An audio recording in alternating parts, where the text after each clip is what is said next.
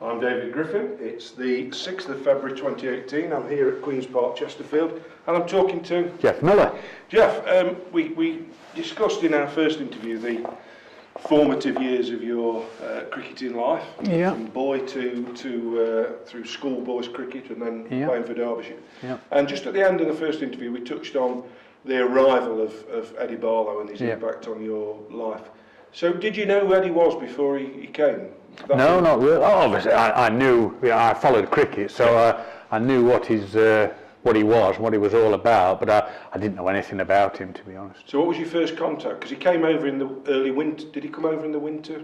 He was quite early, wasn't he, before the season? I think. I think it was, but the first contact is when, obviously, he's in the secretary's office discussing whatever, and the secretary brought him in and said, "Gentlemen, this is our new overseas player." First reaction from you? Just interested, an overseas player. That's all, you know. You don't know the person till you start to learn about the person. So it was just another overseas player. And then you started to realise that this fellow had got something about him.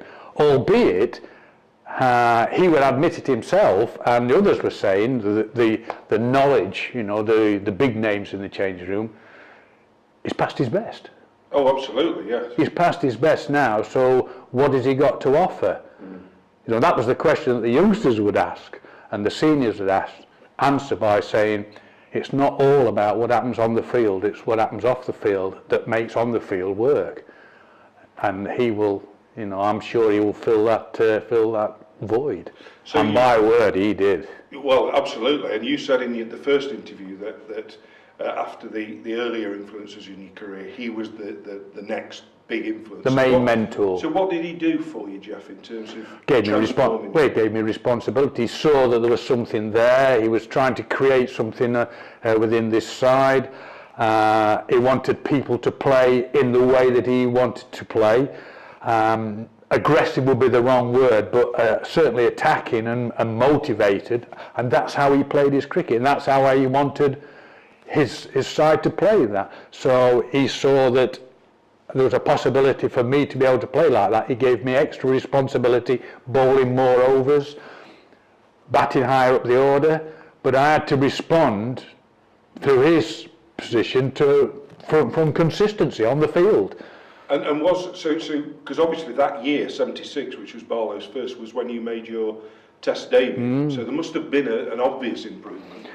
Well, you know, obviously I've been a selector, so you talk to people and discuss things with knowledgeable folk round the country, and maybe he would have said, you know, I'm sure he'd have known Tony Greig pretty well. Yes. He would have said, look, if you're looking for this kind of player, have a look at this chap. I'm sure that's the way. He never told me that, but I think I was nous enough to know that there's something that had been said somewhere along the line that gave me that opportunity. But I wasn't in the side. I wasn't selected. In fact, I was playing a game at Lords, which I think I got 6 wickets at Lords against Middlesex, and me learning that I was going to play in the squad, I had been selected. It was Pat Gibson who knocked on the changing room door to say, can I have a word with Geoff Miller?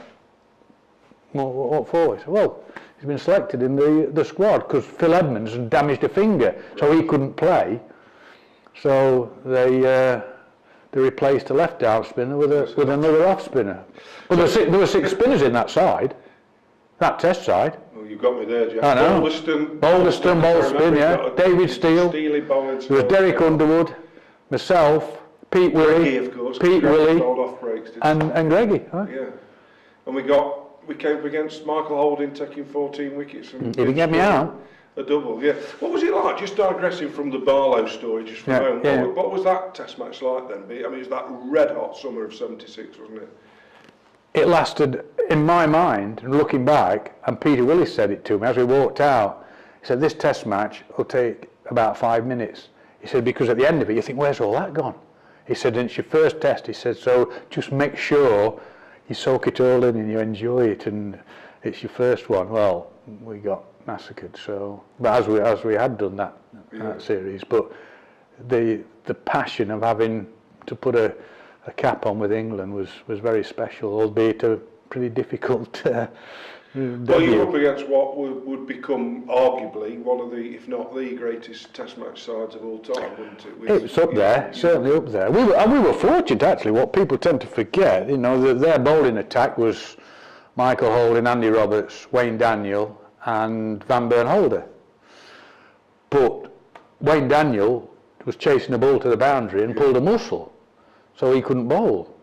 So they were down to 3 ordinary bowlers then, with Holding and Roberts and Van Bernholder. So there was some what they call fill-in bowlers. So Viv. Collis King did. Collis was there. Collis played, yeah, and Viv bowled a bit of off spin. Because Amish got a double ton, didn't he? He did. I know Michael Holding said to us that he said that he got those 14 wickets because he was daft enough. Andy Roberts said to him, "You're the only one daft enough to run in and bowl that fast in these conditions." Yeah, but he bowled, he got sheer pace, but he bowled it full. He bowled the odd bouncer there, but he didn't.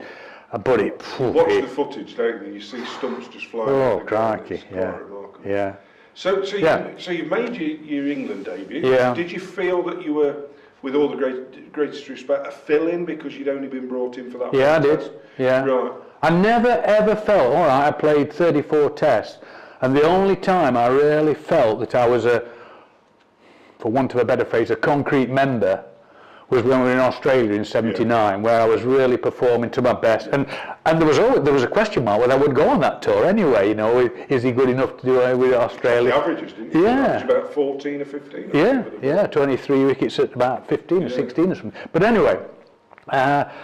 Yeah, that was the only real time that I felt that it was normally home and away. It had to be respective, my selection respective of the surface that we were playing on. Yeah. And if it wasn't there, because when I came back from Australia, having really done really well, I think we played India at home the following summer, and I hardly bowled a ball. Yeah.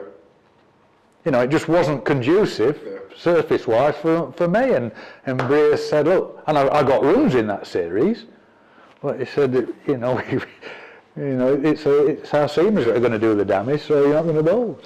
So if we go back then to 76 when you made your Test debut, of course that summer, we've talked about Barlow's arrival, but he wasn't captain, was he? Because he took over from Bob mid-season. Yeah. So how did that, what was kind of, because Bob, as I understand, we've interviewed Bob, and Bob said he didn't feel that he was at his best as a keeper, and he felt that Eddie would be a much more natural captain. Yeah. How did that change the dynamics of the club, and what would happen over the next? Well, Bob was correct, absolutely correct. He knew. Listen, you knew that the aura of the man, it was there. You could see that, and you could feel it.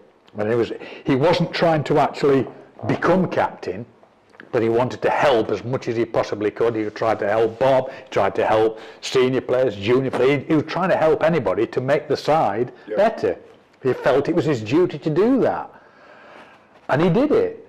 So when Bob had made the decision, look, my performance is not up to the standard that I wish it to be, and maybe that's the captain that's doing it, well, we move on, and if that's the case, we move on, and the obvious replacement to that, for a better word, replacement, is Eddie Barlow. When he took over, and then made the decisions.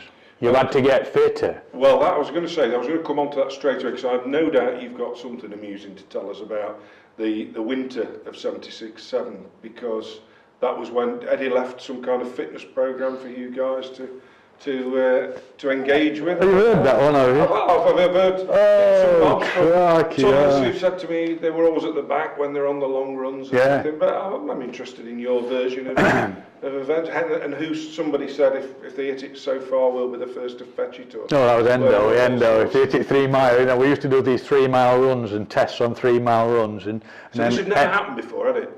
No.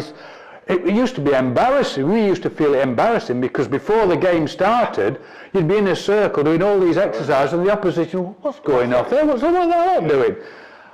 And Eddie used to say, hey, let them laugh at us, and we'll laugh at them at the end of the game when we're beating them. Right, this is what's needed. So who took the fitness? You know, in the winter then, that winter 76. Who took it? Yeah, because Eddie obviously wasn't here. No, you did it yourself. You. Oh, crikey, yeah. You know, his statement to me, he said, you've got to improve your 3 miles time by I can't remember what it was.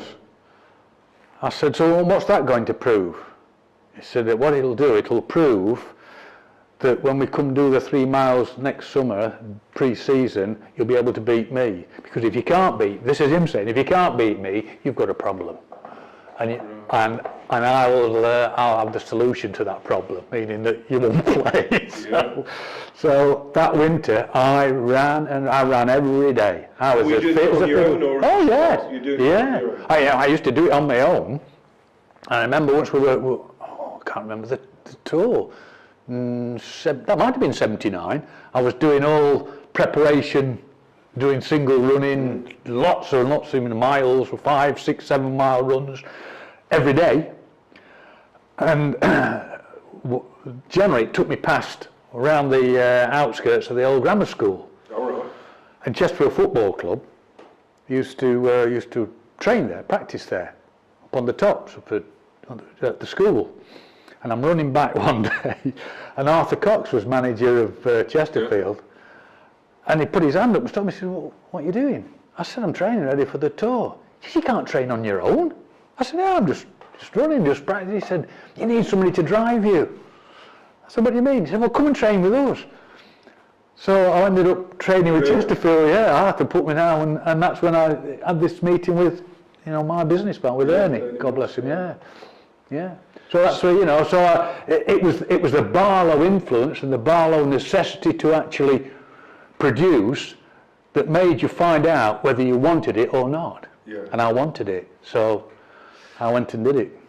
So if we then go to 77, which was his first full year as a captain, and a huge improvement for Derbyshire, finished 7th in the Championship. They've got players in the Test side, not just yourself, but also Mike Hendrick. And Bob Taylor, and then as well as that we'd got John Wright, and had joined from although he'd only played a handful of first class games when he was in Derbyshire. But was there a sense that the team was getting better and there were bigger things to come? Because it was putting pressure on the younger players. The younger players had to start producing. They couldn't just go through the motions and well, if it happens, it happens. If it doesn't, it doesn't. Yeah. That wasn't good enough anymore. Yeah. It had to happen. So we were putting pressure on these young players and the senior players to take their game up as well. And if they weren't prepared to do it, then there wasn't a place for them. And of course, the club, or the team, certainly did that in Eddie's third year, which was 1978. But before we go to look at that Benson's run in 78, I just want to take you back to 77 and Test match that you played at Trent Bridge, which I think was your third test, wasn't it? Yeah. In your career against the Australians. Yeah. Full house every day, gates locked, and famous because it was Botham's first test. Debut, got Greg Chappell, I think, with a long hop, didn't it? Well, he Boycott's comeback. Played on. Yeah, he played on. What do you remember about? I mean, it must have been again. You'd already played, I know, against Australia at Old Trafford. But what was it like playing an Ashes test in England? Well, I played the first one. Yeah, the first one was Old Trafford, and we'd done really well. And because we were a decent side, and putting them under pressure, but it was the same old stuff. And it's not changed over periods of time, home advantage. Yeah. We could produce. When you play away, then it's a lot more difficult. But we were a good side, and you felt part of a side that was capable of winning games, which we did at Old Trafford. And then we went to Trent Bridge, and Boyks had come back from his whatever. 3 years out, didn't Yeah. Well, only he will know what the reasons for that. That's by the by. Anyway, he came back in, and you felt, and quite rightly so, that was going to strengthen the side even more. Yeah. But he couldn't run as fast as Derek Randall. I remember I was there for my very first test match. I paid £1 to sit on the grass. And the Notts locals were all shouting at Boycott to let Randall come back. They were. What was Botham like? Because did you know him? You we started together. My first ever meeting of Ian Botham, I went to play Derek Robins 11. for Derek Robins' 11 against Yorkshire at Harrogate. And just before that, the game before that, Yorkshire had played Somerset at Harrogate. So a couple of their lads had stayed on, right? One of which was Ian Botham. And I arrived at the Swan Hotel, or whatever I think it's the Swan up at Harrogate, where we were stopping.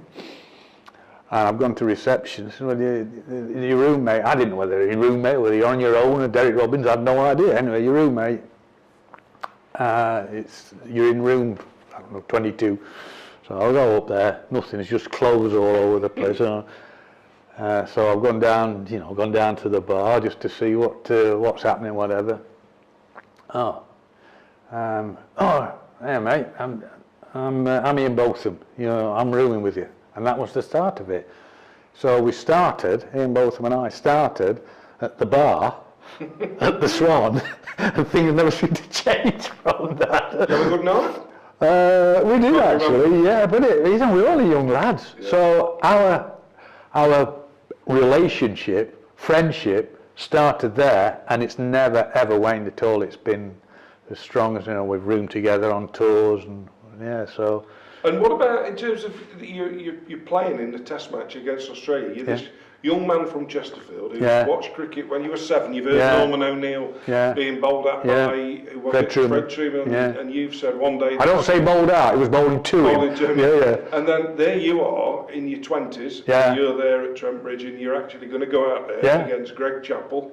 And Jeff Thompson, these kind of people. I mean, did it feel like a dream come true, or did you just take it in your stride as this is this is what I've prepared for? I took it in my stride, looking back, I'm thinking, well, this is what, absolutely. This is because EB had said to me, look, this is what you're trying to aim for. When you achieve it, as opposed to if you achieve it, when you achieve it, make sure you're all fully focused. So you can make it work, absolutely make it work. Fascinating, that's fascinating. I was only a very, very, I was a test player, but a kind of a mediocre test player. And I fitted, I fitted certain situations and fitted them quite well. It's interesting you say that, because when I interviewed Billy Godman talked about self-awareness. And saying that in any walk of life, but certainly in cricket, knowing what you can do and what you can't do is as important as anything else. Knowing your limitations, knowing your strengths, because otherwise you get into flights of fancy. And if you're not careful, you think you should be doing this or that. And so it's interesting to hear you say that. Believe it or not, we've come to the end of this interview now because we've run out of time. So what we'll do is we'll take a pause there and then we'll go on to what I think will be a fascinating period of your career, 78 and then onwards into the captaincy. Thanks again, Geoff.